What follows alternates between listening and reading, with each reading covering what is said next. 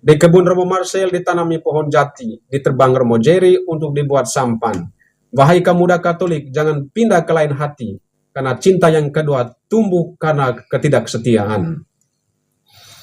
Buah duren sudah saatnya untuk dipetik pagi untuk dipasarkan. Kaum muda Katolik, cintailah gereja Katolik, surga dan hidup kekal sudah jaminan. Semua pemain bola memakai sepatunya dibuat perusahaan milik perusahaan 3 bersaudara.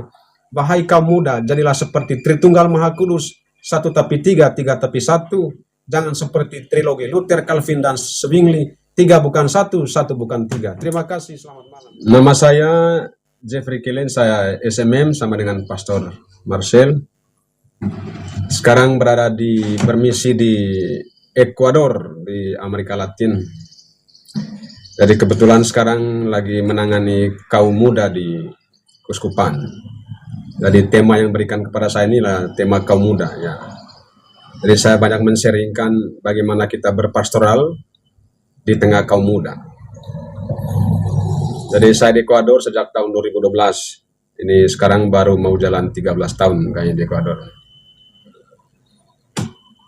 Jadi tema yang diberikan kepada saya hari ini adalah gereja Katolik dan kaum muda dan bagaimana kita mengajarkan iman Katolik itu kepada kaum muda. Oke, saya biasanya mulai dari pantun biasanya, nanti baru supaya jangan terlalu tegang. Karena 3 pembicara tadi itu semuanya keras-keras nih, kita harus agak lembut nih. Marcel kok, Patrick Marcel yang keras. Oke ya. Saya mulai begini, kaum muda Katolik, jangan membuang iman atas nama cinta. Karena cinta yang disemai di ladang yang kering tidak akan bertahan lama apalagi berbuah. Kalau cintamu mau berbuah, semailah di ladang yang subur, yaitu gereja Katolik. Walau ladang sebelah juga kelihatannya subur, tetapi banyak ilalang yang tumbuh daripada gandum. Menjelang Idul Fitri, banyak umat Muslim bermudik. Mereka bermudik untuk saling bermaafan. Kaum muda Katolik yang meninggalkan gereja Katolik, keselamatan yang sempurna tak pernah kamu dapatkan. Itu untuk awal.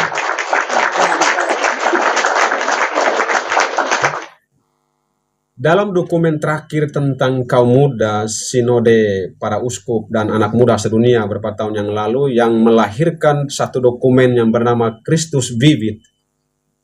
Namanya itu Christus Vivit, yang berbicara secara khusus bagaimana kita mendampingi, mengajarkan iman kepada kaum muda. Dalam dokumen yang begitu tebal sekitar 200-an halaman itu, ada 2 poin penting yang ditonjolkan di sana tentang formasi anak muda. Yang pertama itu dikatakan formasi doktrinal namanya. Lalu yang kedua formasi moral. Formasi doktrinal dalam hubungan dengan anak muda adalah menghantar anak muda Katolik untuk bertumbuh dalam cinta persaudaraan yang termanifestasi dalam kehidupan komunitas dan pelayanan gerejawi. Artinya, formasi doktrinal ini menghantar kaum muda untuk memahami ajaran gereja, lalu bukan hanya sekedar memahami dengan kepala, tetapi juga memahami ajaran gereja dalam tindakan pastoral yang konkret setiap hari. Itu intinya. Lalu yang kedua adalah formasi moral. Dalam dokumen itu dijelaskan begini, formasi moral dalam kaum muda itu menghantar anak muda Katolik untuk bertumbuh dalam cinta persaudaraan. Itu juga satu. Dan yang paling kecil adalah menghantar mereka untuk berjumpa dengan Sang Pencipta dalam relasi mereka dengan sesama misalnya. Satu tambahan lagi dalam formasi doktrinal itu menghantar anak muda untuk mendalami pengalaman perjumpaan mereka dengan Allah melalui Yesus. Jadi kita menjumpai Allah itu bukan hanya sekedar dengan pengalaman yang nyata, melalui pendapat para bapak gereja yang disampaikan oleh Romo Marcel, tadi Romo Jerry dalam kitab suci. Dan kita harus menghantar anak muda itu sampai berjumpa dengan Tuhan Sang Pencipta.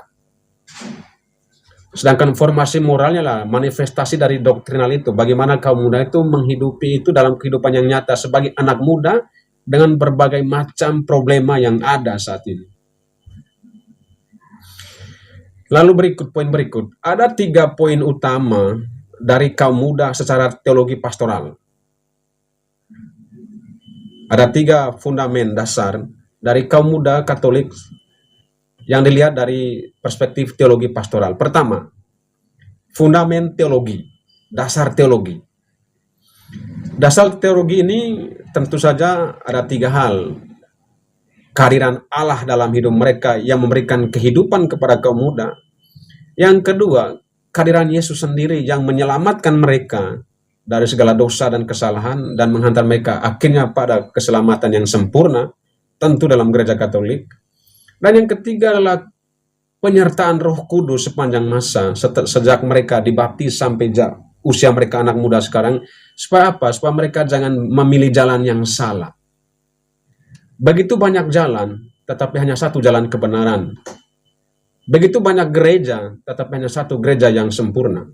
Walaupun banyak tetek bengek di dalamnya, tapi Roh Kudus itu menghantar kita ke situ. Banyak jalan, banyak pilihan, tapi hanya satu pilihan yang sempurna, yaitu gereja Katolik, pilihan yang paling tepat. Kalau mau selamat, bergabung. Kalau tidak, keluar. Lalu aspek teologis ini juga itu membangun proyek kehidupan yang mengalir dari Yesus. Jadi kita sebagai agen pastoral mendampingi kaum muda supaya mereka membangun proyek kehidupan mereka itu seperti yang dibangun oleh Yesus. Apa proyek kehidupan Yesus? Setiap hari berjalan dengan orang berdosa, menemui orang-orang miskin di jalan. Itu proyeknya Tuhan Yesus begitu. Tapi proyek besarnya Tuhan Yesus adalah itu menyelamatkan dunia dengan kematian di kayu salib. Nah, anak muda juga kita harus mengarahkan mereka supaya mereka memiliki proyek sendiri.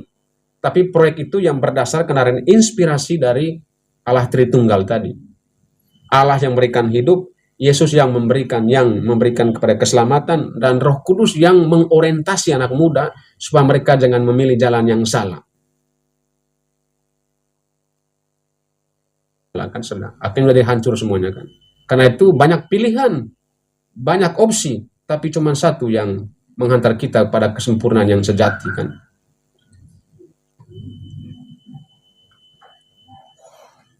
Lalu poin yang kedua, fundament yang kedua adalah fundamen antropologi namanya. Antropologi. Kalau kita juga belajar ilmu sosial, bahwa tak seorang pun bisa hidup sendiri.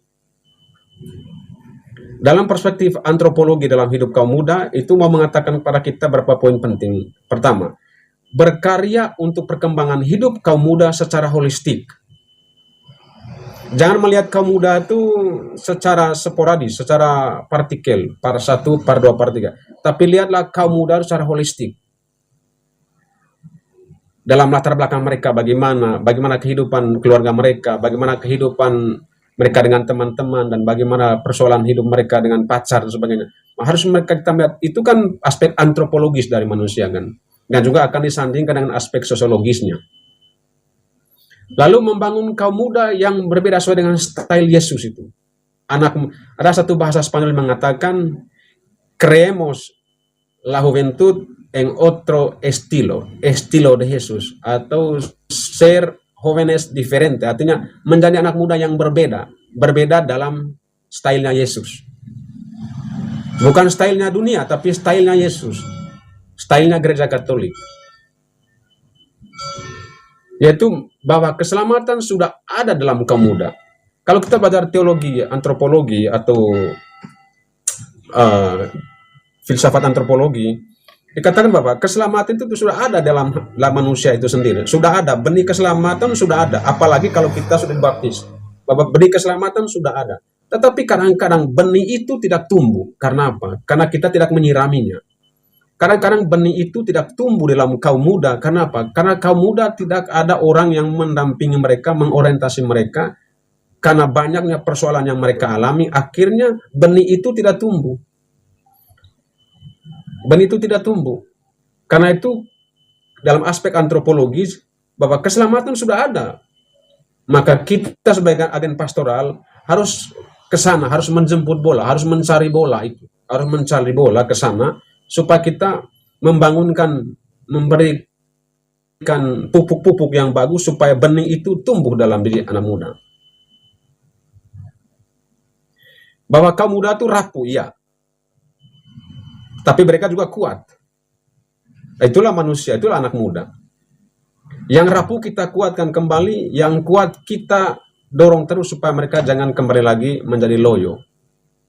Dan tugas gereja atau agen pastoral memaksimalkan kekuatan mereka untuk karya pewartaan dan mengalimentasi kerapuhan mereka dengan doktrin gereja.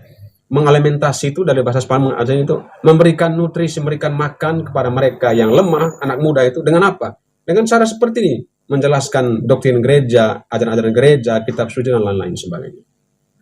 Yang ketiga, fundamen eklesiologi. Tadi Romo Jerry sudah menyinggung sedikit ini. Tapi saya di sini mau mengatakan begini, satu, dalam aspek eklesiologi ini. Kita tidak akan mengerti Yesus tanpa gereja.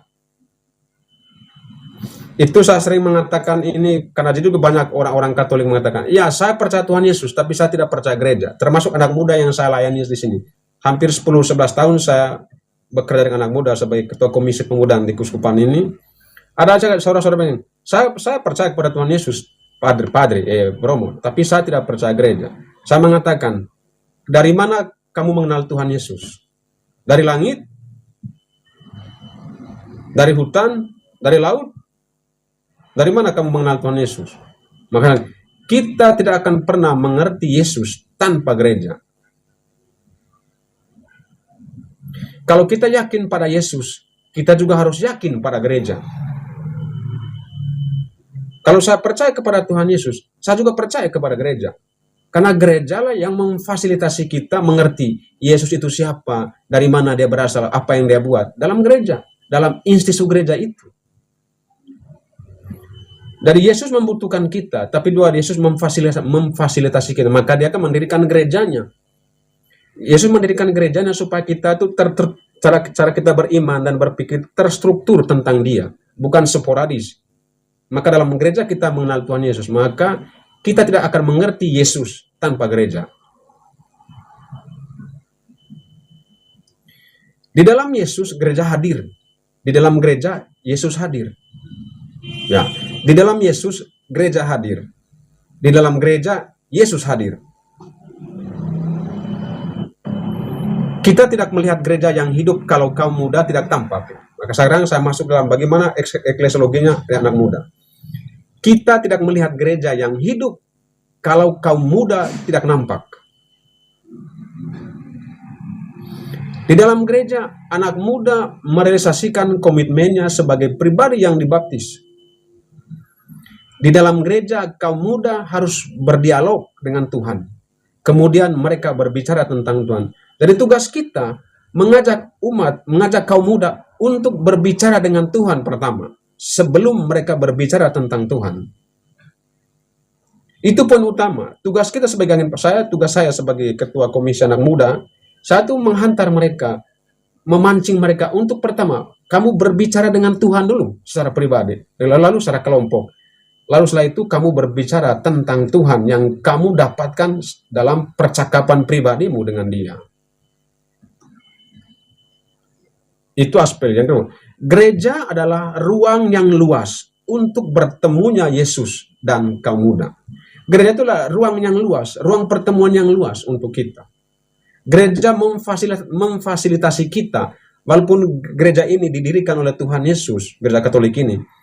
Tetapi setelah itu gereja, Tuhan Yesus memberikan tugas kepada gereja untuk memfasilitasi kita, untuk menghantar sebanyak kaum muda, untuk berbicara tentang Tuhan Yesus. Di dalam ruang ini yang namanya gereja Katolik ini. Di dalam ruang inilah kita berdialog dengan Tuhan. Berbicara dengan Tuhan, berbicara tentang Tuhan. Karena itu sebagai kesimpulan dari aspek eklesiologi ini, saya mengatakan begini. Gereja, ini perlu catat, gereja akan menjadi muda selama orang muda menjadi gereja. Ya, gereja Katolik akan menjadi muda selama orang muda Katolik menjadi gereja.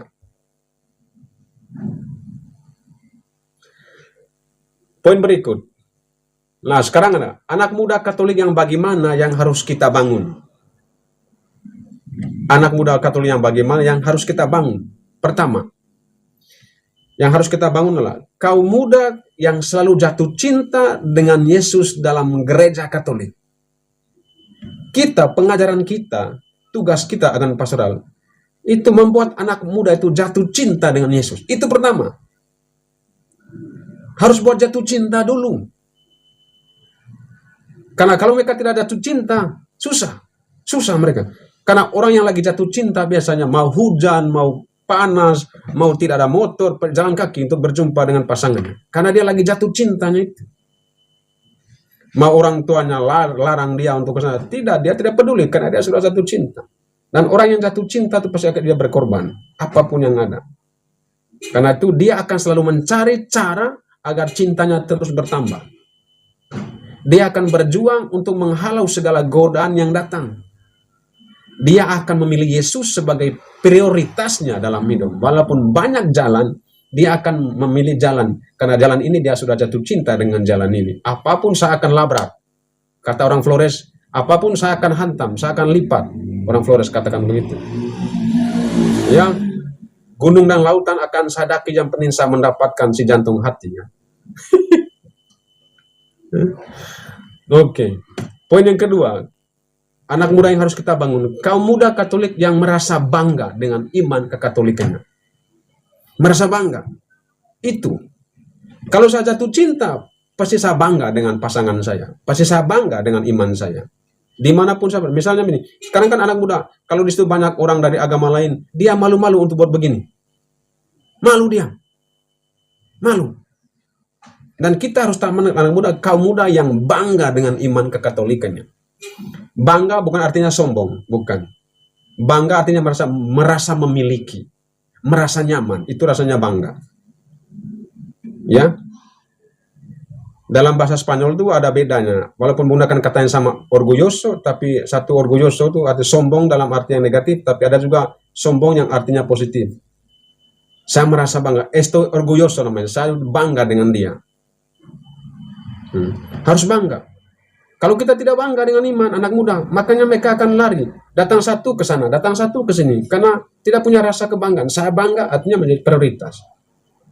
Yang ketiga, anak muda yang kita bangun adalah kaum muda yang mau terlibat aktif atau partisipasi aktif dalam seluruh kehidupan menggereja. Maka saya mengundang para pastor paroki terutama, berilah mereka kepercayaan. Bukalah pintu pastoran itu lebar-lebar. Jangan menutup pintu pastoran untuk anak muda. Bukalah pintu pastoran itu untuk anak muda masuk. Itu 3 hal penting. Bagaimana kita membangun anak muda. Anak muda yang jatuh cinta dengan Yesus. Anak muda yang bangga dengan iman kekatolikannya. Dan anak muda yang mau terlibat aktif dalam kegiatan menggereja. Itu 3 poin penting yang harus kita bangun agar anak muda Katolik kita ini jangan berpindah ke lain hati. Atau jangan-jangan selimut tetangga lebih hangat daripada selimut sendiri di rumah. Lalu berikut, bagaimana kita merealisasikan 3 poin di atas tadi, yang saya belum tadi, yaitu kaum muda yang jatuh cinta, kaum muda yang bangga, dan kaum muda yang aktif. Pertama, saya sering mengungkapkan ini, slogan yang saya dengungkan selama ini sampai sekarang ini, yaitu dengungkanlah terus slogan ini. Anak muda adalah masa kini gereja Katolik, bukan masa depan. Dalam dokumen Christos Vivit mengatakan begini, los jóvenes son ahora de Dios. La hora de, artinya anak muda saat ini. Anak muda saat ini, bukan besok lagi, tapi saat ini. Jangan pikir anak muda adalah masa depan gereja. Itu konsep kuno dalam kalau kita berbicara tentang anak muda, kalau kita masih mengatakan anak muda adalah masa depan gereja, itu konsep kuno, itu konsep sudah lama. Itu konsep setelah konsep Vatikan kedua itu ya. Itu mungkin konsep Vatikan pertama mengatakan anak muda masa depan. Sekarang kalau dalam tahun yang sekarang ini, dalam abad kita sekarang tahun ini, bahwa anak muda adalah masa kini gereja, bukan masa depan lagi. Konsep itu akan masa depan gereja konsepnya akan menjadi seperti terjadi di Eropa sekarang kan. Dulu kan konsep masa depan gereja adalah masa depan gereja. Sekarang kan Eropa kan kosong anak muda. Kapan datangnya masa depan gereja? Hari ini. Karena itu dengungkanlah slogan anak muda, masa sekarang gereja, masa kini, bukan masa depan. Karena itu agen pastoral harus membuka pintu pastoran, agen pastoral harus mempercayai anak muda, dan juga harus beradaptasi dengan anak muda. Yang kedua, yang harus kita giatkan ini istilah saya, giatkan model pastoral bertemu di atau belanja harapan di rumah muda. Bertamu di rumah atau di rumah. Ingat cerita Sakeus. Yesus datang ke rumahnya. Yesus bertamu di rumah Sakeus. Ingat. Yesus bertamu di rumah Sakeus. Nah, apa yang kita lakukan? Begini. Kita masuk dalam rumah anak muda. Ngopi bareng, cerita bersama, nyanyi bersama, sharing bersama. Kita masuk melalui pintu anak muda ini. Kita bertamu di rumah mereka. Nah, setelah kita ngopi dengan mereka, nyanyi dengan mereka, kita ajak mereka dan bawalah mereka keluar melalui pintu Yesus. Masuk melalui pintu anak muda, bertamu dengan mereka di dalam. Lalu kita ajak mereka keluar dan kita bawa mereka melalui pintu Tuhan Yesus. Dalam kalimat yang sederhana, masuk rumah melalui pintu anak muda, keluar rumah melalui pintu Yesus. Kemudian bahwa mereka bertamu di rumah Tuhan, yaitu gereja. Kita ajak mereka untuk bertamu di rumahnya Tuhan Yesus, yaitu gereja Katolik. Nah sekarang, pertanyaan mendasar, adakah keselamatan di luar gereja Katolik dalam konteks kaum muda? Nah, ini harus dijawab dengan baik ini, supaya anak muda jangan jatuh ke relativisme ini. Dalam konteks kaum muda, yang saya omong dari pengalaman pribadi di sini, di Ekuador. Karena di sini banyak sekali denom. Setiap hari muncul satu, setiap hari muncul satu, 2 orang muncul, besok muncul satu lagi, setiap hari. Dalam konteks kaum muda, harus kita gaungkan konsep ini. Konsepnya di luar gereja, tidak ada keselamatan. Harus kita kuatkan ini dalam anak muda. Saat kita bertemu dengan anak muda Katolik, gaungkan itu. Tujuannya apa? Supaya jangan terjerembab, supaya mereka jangan jatuh dalam relativisme yang disampaikan oleh Pastor Marcel tadi dan Pastor Jerry. Supaya mereka tidak jatuh ke situ. Akhirnya mereka apa? Jajan kan? Di sini rame, di sini rame. Di sini, di sana. Akhirnya mereka, kan kita kan sama. Di Ekuador ini salah satu triknya Protestan adalah kita ini semua sama. Kita menggunakan kitab suci yang sama ini. Saya punya kitab suci ini sama dengan kamu, sama ini. Sama dengan kita, sama kitab suci. Apa bedanya? Mari kita sama-sama di sini. Kita sama. Nah, jangan. Saya mengatakan kepada anak muda di sini, jangan di luar gereja Katolik yang kau harap ini tidak keselamatan. Yang ada keselamatan yang sempurna itu di sini. Kau bertahan di sini. Di sana itu hanya jajannya. Di sana itu hanya ayam. Seperti kita harus pergi belanja ke toko besar. Yang kios-kios itu yang kios-kios kecilnya tuh. Snack. Itu mereka hanya untuk ngopi sore itu di beranda tuh kan. Tapi di mana pusatnya? Barang-barang itu mereka beli di mana? Di toko besar, di grosirnya besar, di pusat. Snack tuh. Hanya snack, itu. bukan menu utama itu. Snack ringan. Nah itu. Jadi mereka yang di situ itu kenapa? Karena besok satu lagi ngopi sana lagi. Itu kan hanya untuk. Tapi kau harus menimba di sumbernya. Sumbernya apa? Itu di sini. Saya dan kau ini ada di sini nih. Kita ada di sini nih. Jadi kalau kamu ke sana itu hanya remah-remah dari yang mereka belanja. Misalnya mereka beli 10.000 di sini, nanti mereka jual 20.000. Kamu tahu kan maksudnya saya kan? Mana kamu beli? Mau beli 10.000 di pusat atau mau 20.000 yang di samping pusat itu? Datanglah ke pusat. Dan pusat itu adalah di sini. Dalam soal iman kita harus radikal. Nah, radikal ini yang kita salah konsepkan. Kalau dalam Indonesia kan, kalau kita dengar kata radikal, itu orang mengatakan itu negatif kan? Selalu radikal itu negatif. Tapi kalau dalam kita belajar bahasa Spanyol, bahasa asing, Spanyol atau Latin, itu radikal itu dari kata radix, akar. Dan bahasa Spanyol mengartikan radikal ini dalam 10 termino. dalam 10 istilah, dalam 10 poin. Dan hampir 88 poin itu mengartikan itu dalam poin yang positif. Misalnya, radikal itu artinya itu memiliki sesuatu yang esensial, esensi. Yang kedua, fundamen, dasar. Yang ketiga itu total, yang keempat itu komplit. Jadi beriman secara radikal artinya beriman secara komplit, secara esensial, secara total. Yaitu iman yang radikal itu iman yang komplit, iman yang secara esensial, iman yang total, tidak ada kepalsuan. Dalam Injil kan mengatakan itu plenitud dalam bahasa Spanyol, dalam kepenuhan yang total. Nah, kalau kita tidak mengajarkan kepada anak muda bahwa dalam gereja Katolik kita mendapatkan iman yang total, kepenuhan yang sempurna itu dari Tuhan Yesus dalam gereja Katolik, susah nanti anak muda larinya ke relativisme. Jadi begitu. Katakanlah kepada mereka, anak muda, banggalah menjadi Katolik. Segalanya ada di sini untuk kebutuhan hidupmu. Kamu punya marga. Di sini tuh bagus sekali, bagus. Untuk mengakhiri ini, bagus. Di sini tuh, kalau Indonesia kan ada marga kan, tapi Indonesia kan tidak semua punya marga kan. Kalau di Amerika Latin ini, mereka marga tuh luar biasa. Misalnya begini, misalnya nama kita tuh Kristiani, tetapi marga saya tuh Katolik. Maksudnya apa? Nama itu kita bisa ubah, tetapi marga tidak bisa ubah. Ketika marga kita sudah berubah marga, itu artinya kita akan terpisah dari keluarga. Dan kamu selamanya akan dianggap pengkhianat. Itu orang di sini. Kalau kamu sudah ganti margamu, kamu akan menjadi pengkhianat. Dan kamu tidak akan bersatu lagi dengan keluarga intimu. Karena itu saya bilang begini, anak muda di sini. Marga kamu itu adalah Katolik. Namamu adalah Kristiano atau Kristian atau Kristen. Namamu Kristen. Tetapi margamu adalah Katolik. Kamu bisa mengganti namamu dari Jeffrey menjadi Jerry, dari Jerry menjadi Cafe, dari Cafe menjadi Marcel. Itu kamu bisa ubah. Tetapi margamu itu tidak akan pernah kau rubah. Ketika kau rubah margamu, kamu akan terpisah dari keluarga inti dan kamu akan dicap sebagai pengkhianat. Siapa pengkhianat kita dalam gereja Katolik? Yudas Iskariot. Karena itu, untuk mengakhiri ini, semuanya ini, saya berikan 2 contoh anak muda yang berkualitas.